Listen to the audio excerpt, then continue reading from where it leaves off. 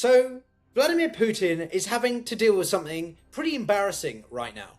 Because Russia has just suffered one of the most perfectly timed embarrassments of this entire war. And I don't think a lot of people fully appreciate just how big and what has happened. Not just militarily or politically and symbolically, but because of what Ukraine did in St. Petersburg, not just being about to strike. It is a message, but not a message just to Putin. It is a message to the audience that is beyond Russia. It is to every foreign investor, diplomat, every head of state who was about to sit down at Russia's most important economic showcase and pretend, for Putin to pretend, that this war was someone else's problem and that everything inside Russia is completely fine. So in today's video, I want to cover three things. Exactly what Ukraine has just done, and why the timing is no accident beyond the economic forum in St. Petersburg. Why this matters so much more because it is Putin's hometown, and what it means for Putin personally as he continues to grip with the flailing economy and his personal and political stability. Let's dive in. This is the Global Gambit. How's it going, everyone? Welcome back to the channel with a more regular video. I've been away doing a lot of live streams and some different style content, but I'm getting back into what so many of you love, which is my solo analytical videos on the war in Ukraine, on Russia, on Vladimir Putin, on Europe. And we're starting today on what has been a very dramatic 24 hours. The Russians launched over 70 missiles, 600 drones, in what continue to be some of the largest attacks on Ukraine. But instead of simply having to pick through the debris, the Ukrainians are fighting back, and they're fighting back hugely, not just targeting inside Russia and rural communities, but in St. Petersburg, one of the most symbolic cities in the world, not just for the Russian Empire or history, but for Putin himself. It's getting more and more personal. Now, on the surface, the story may well look straightforward. Ukraine has launched a large drone strike, but local authorities claim that the air defenses intercepted most of them. Some oil infrastructure was hit, and a naval base, a corvette. This smoke all across the city, closing the airport and making the mobile internet, which Russians have been dealing with periodical blackouts as it is, being down as well. Putin has given a speech at the forum anyway.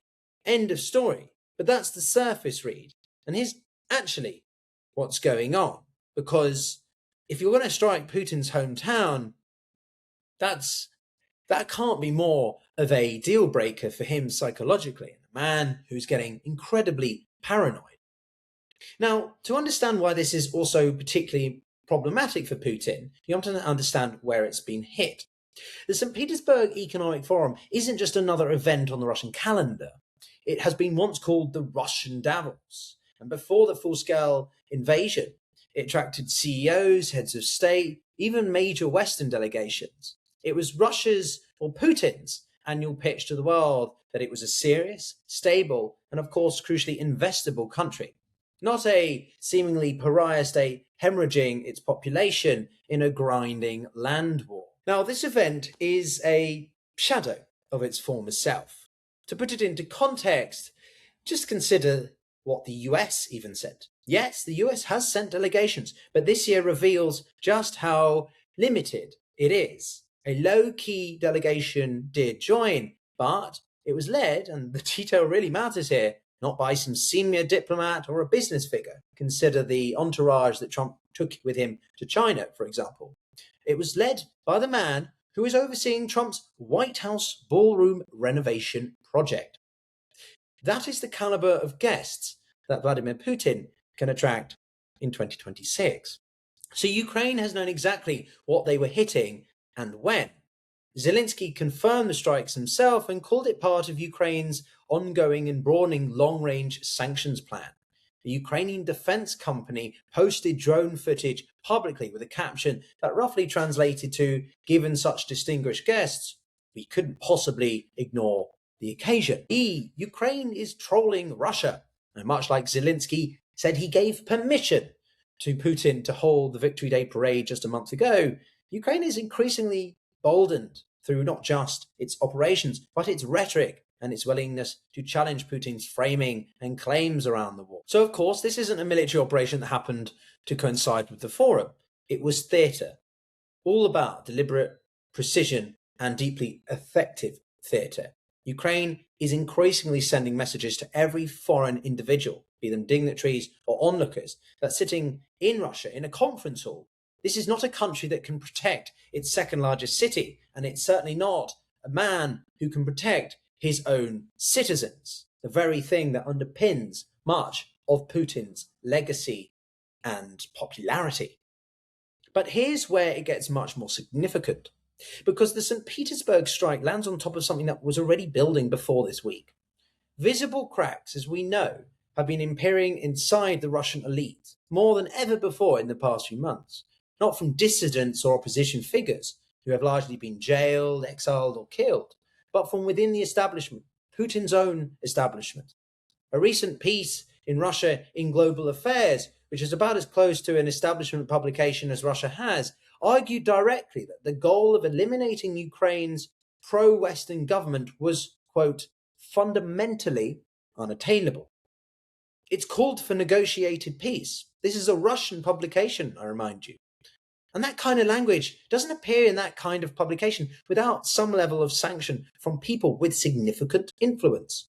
Meanwhile, of course, the human cost of this war is beyond imaginable. British intelligence recently assessed that close to 500,000 Russian soldiers have been killed, not wounded, killed, since the invasion began. Russia has now been fighting in Ukraine longer than the Soviet Union fought Nazi Germany, and it still doesn't control the entire Donbass. And in April, and also even May, the assessments are coming clearer and clearer that it's actually ceding territory. Now, these may be incremental, but the point is the Russian bots or the Russian war bloggers have claimed that Russia is winning with every inch that they take from Ukraine. Well, now they're losing it. So what's their narrative on that? The war is not going the way it is supposed to. And people inside Russia, not just the educated Western diaspora, but the rural average population, Putin's biggest supporters, are beginning to recognize that. But here's what makes this genuinely significant rather than just another bad week for Putin, although they are becoming a dime in a dozen. Russia has been in this position before, and historically, military failure in Russia doesn't just change policy, it changes the complete government. The Russo-Japanese War in 1905 produced mass unrest and forced moves towards constitutional monarchy. Failure in the First World War set the stage for the 1917 Bolshevik Revolution. Khrushchev's removal in 1964 was directly linked to his humiliation during the Cuban Missile Crisis. And of course, the Afghan quagmire of the 80s accelerated and confirmed the collapse of the Soviet Union. The pattern is consistent, therefore. When Russian military adventures fall or fail visibly and expensively, the political consequences eventually reach the top and largely impossible to prevent. Let's be blunt. Putin is now 73. He has put Russia on a course that is, by any reasonable assessment, unsustainable. 500,000 people are dead. An economy that is increasingly built around war production that destroys rather than creates. I made a video 3 months ago talking about the cannibalization of the economy. A capital city where mobile internet gets shut down regularly and generals get assassinated in the streets. Can you imagine such a thing happening in London, Berlin, Washington, or Paris? This is a showcase, therefore, where even the Economic Forum that is about the future that Russia can provide, the opportunities, the human capital, well, it's held under drone attack while the city burns. But on the other hand, and this is important, none of this still means Putin is about to fall. The obstacles to his removal are real and significant, and I want to be honest about that rather than give you some kind of false optimism. We have to be realistic here. We have to be pragmatic, much like the situation with the Islamic Republic. These systems, built by these individuals or groups, are embedded. And it's precisely because they know that people will try to topple them that they ingrain themselves in such a way. In Russia, public protests have continually failed.